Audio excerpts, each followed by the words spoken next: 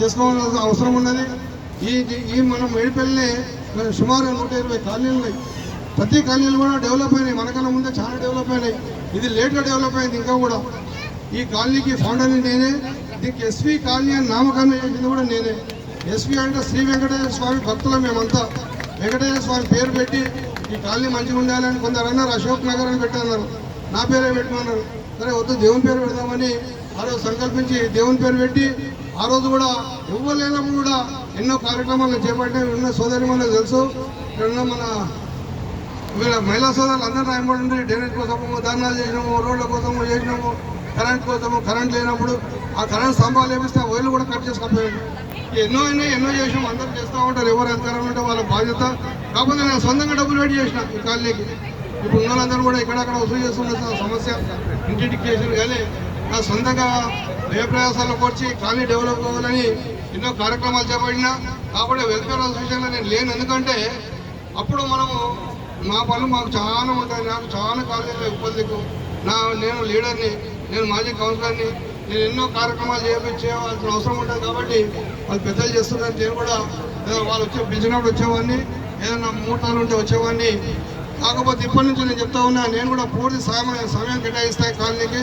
ఎందుకంటే నా ఇండ్లు ఉన్నాయి, మీ అందరికన్నా ఎక్కువ నాకున్నాయి ఇక్కడ. ఇప్పుడు స్టిల్ టుడే నా ప్రాపర్టీస్ ఎక్కువ ఉన్నాయి ఇక్కడ. కాబట్టి ఈ కాలనీలు ఇంకా అభివృద్ధి చెందాలి.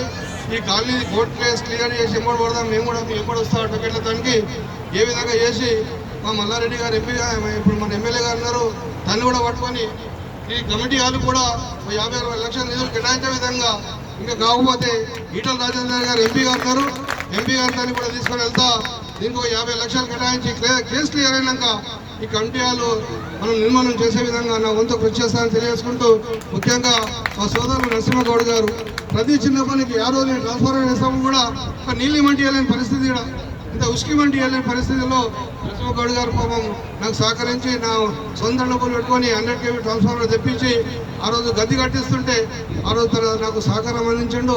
ఇలా ఎన్నో కార్యక్రమాలు అండర్గ్రౌండ్ డ్రైనేజ్ కానివ్వండి చాలా చేసిన మా టైంలో. అప్పుడు ఇల్లు తక్కువ ఉండే, ఇప్పుడు ఇల్లు అయినాయి, అపార్ట్మెంట్లు అయినాయి, ఫ్లాట్లు అయినాయి. ఆ ఫ్లాట్లో కూడా జనాలు ఎక్కువ వచ్చారు. కాబట్టి మీ అందరం కూడా సహకారంతో ఈ కాలనీని ఇంకా ముందుకు తీసుకొని పోదామని, ముఖ్యంగా మా సోదరులు నరసింహగౌడ్ గారు ఆయనకు చాలా ఉత్సాహం. అప్పుడు గవర్నమెంట్ ఉద్యోగం ఉండే, ఇప్పుడు రిటైర్ అయ్యాడు, ఫ్రీ ఉన్నాడు. మన రాధాకృష్ణ గారి లేక రిటైర్ అయిన వాళ్ళు ఫ్రీ ఉంటారు, ఏదైనా సేవ చేయాలని వాళ్ళు ముందుకు వస్తారు. కాబట్టి వాళ్ళతో నేను కూడా తోడుకుండి ఈ కాలనీని అభివృద్ధి పదంలో నడిపిస్తామని తెలియజేసుకుంటూ ఈ అవకాశం ఇచ్చిన సోదరులకు ధన్యవాదాలు. ముఖ్యంగా కమిటీకి అందరికీ కూడా నా శుభాకాంక్షలు తెలుసుకుని సెలవుకుంటా ఉన్నాను. Thank you.